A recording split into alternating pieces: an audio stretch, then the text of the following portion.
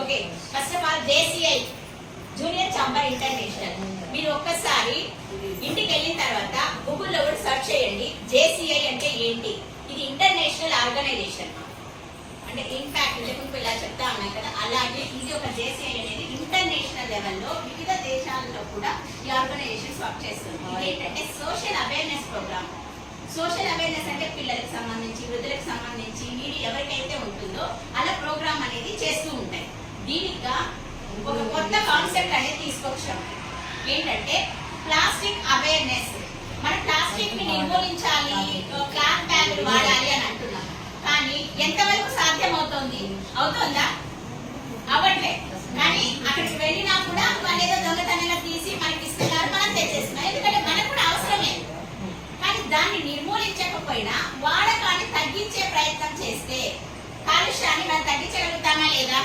తగ్గిస్తాం మేడం. తగ్గించడం వేరు, నిర్మూలించడం వేరా అనొచ్చు. వేరే నిజంగానే. ఎందుకంటున్నానంటే తగ్గించగలిగితే అది లైఫ్ లాంగ్ కూడా ఉపయోగపడుతుంది. ఎలా ఉపయోగపడుతుంది? ఆ ప్లాస్టిక్ ని మనం ఎలా తగ్గించాలి అనే ఒక ప్రయత్నంలో ఏం చేస్తున్నామంటే, మనము డైలీ ఒక 5 నుంచి 10 కవర్లు ఖచ్చితంగా యూజ్ చేస్తుంటాం ఇంట్లో. పాల కవర్లు, కుర్కురే కవర్లు, అలాగే బిస్కెట్ ప్యాకెట్లు ఇలా యూజ్ చేస్తున్నామా లేదా? అలా యూజ్ చేసే దాంట్లో మనము ఎంతవరకు వాటిని భద్రంగా తీసుకెళ్లి డస్ట్బిన్ లో పడేసి మళ్ళీ కూడా రీసైకిల్ కి ఉపయోగించట్లేదు. చిన్న పాల ప్యాకెట్ కట్ చేసి అయిపోయింది అంటే ముక్క కూడా తీసుకొని వచ్చి సార్ కూడా మనం రాశారు. సార్ రాజు సార్ కూడా ఎక్సలెంట్ మోటివేటర్, అలాగే ప్రాజెక్ట్ డైరెక్టర్ కూడా సార్ అన్నమాట.